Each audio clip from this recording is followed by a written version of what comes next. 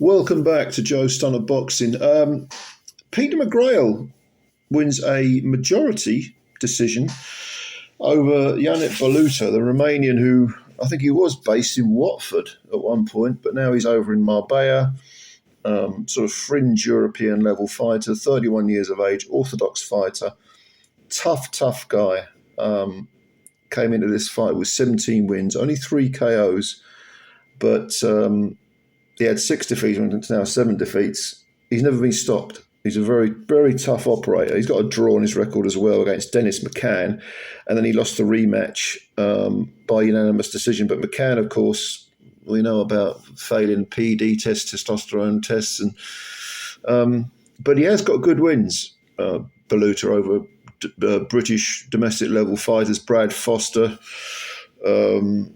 He did lose to unanimous decision to Liam Davies, but TJ Dehaney beat him at unanimous decision.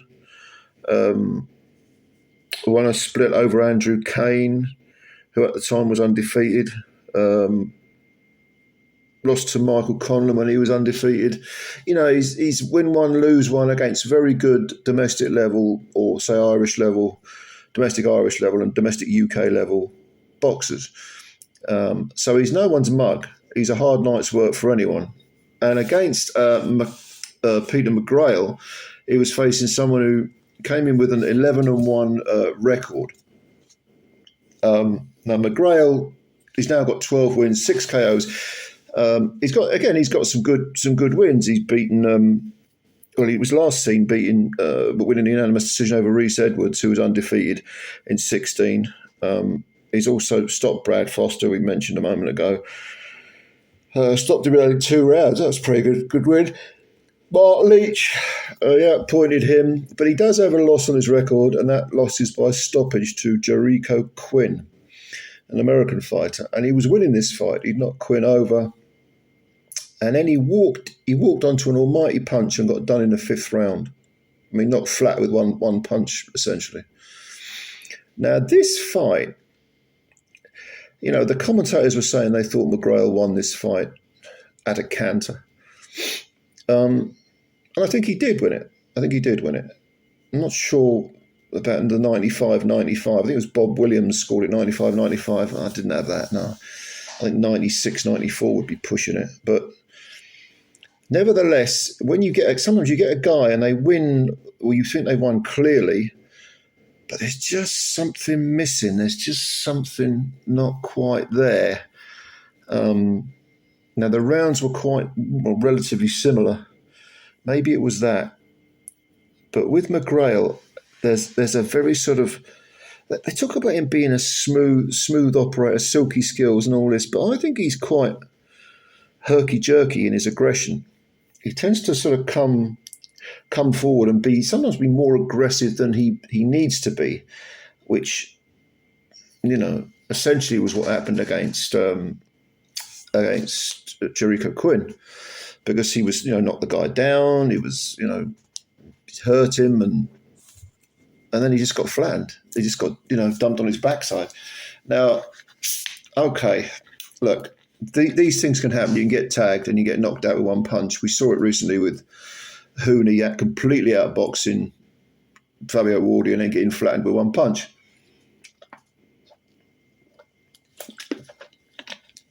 God, it's hot today. Jesus Christ. Anyway, but I think McGrail, even though he does have very good skills, he's got that southpaw stance. He was in against someone in Baluta who doesn't hit hard at all. Baluta's only got 3 stoppages in 17 victories. So it was reasonable for McGrail and his people at the Red Triangle gym, Liverpool, for them to think, you know what, this guy's not really offering anything in the power department, so I can be as aggressive as I want. The problem is, we've seen this with Peter a lot in the past. He likes the aggression. There's a lot of herky-jerky feints. Even though he's got the silky skills, you know, nice little moves and everything, there's lots of herky-jerky aggression. And then he'll move forward and bang, bang, bang. And then he'll step back, sometimes only at mid-range, not at long range. And then the other guy whenever the other guy comes forward, Peter will use his feet and get out of the way. Okay, nothing wrong with that. That's fair enough. But he won't really counter the aggression. He's the one who likes to be the aggressor. That's the way it seems to me over the fights I've watched him in.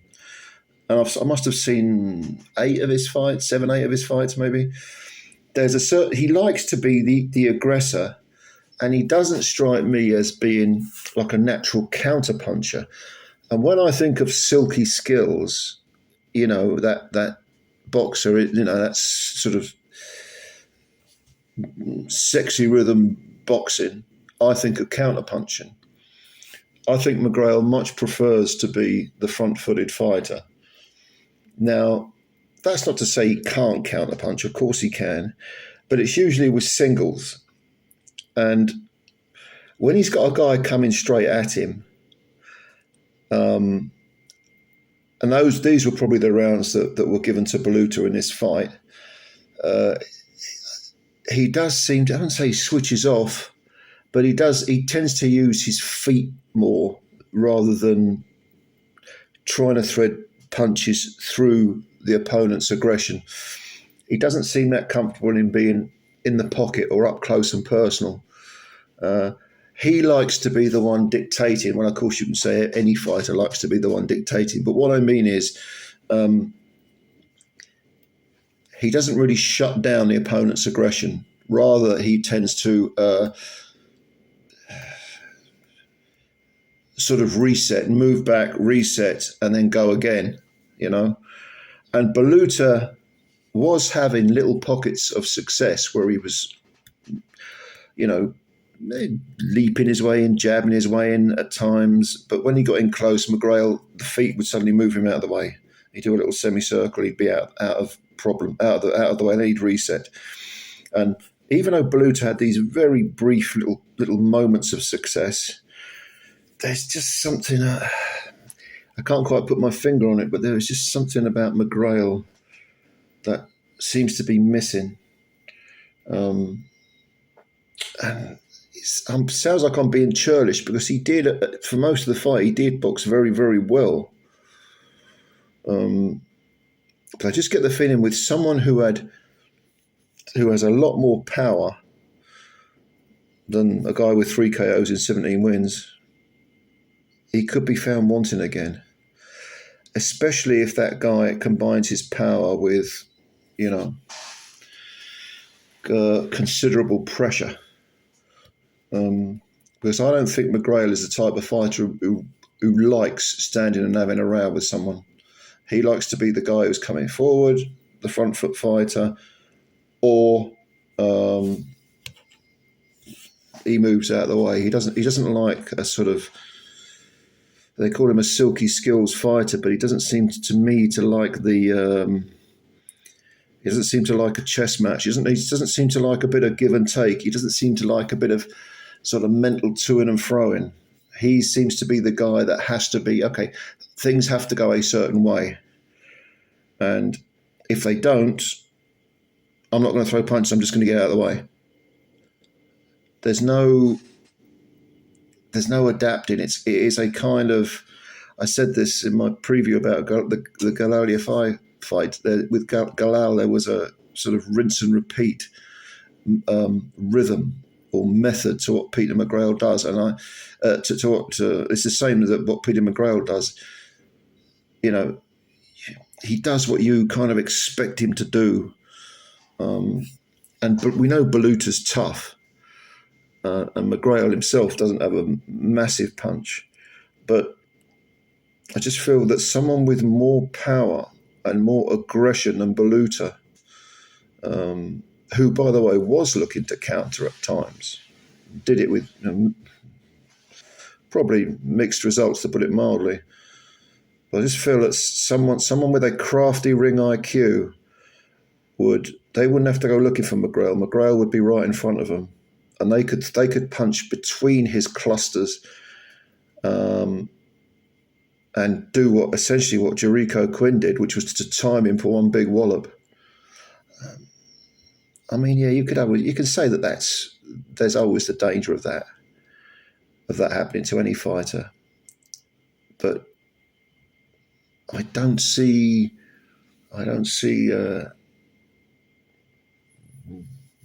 what's the phrase I'm looking for?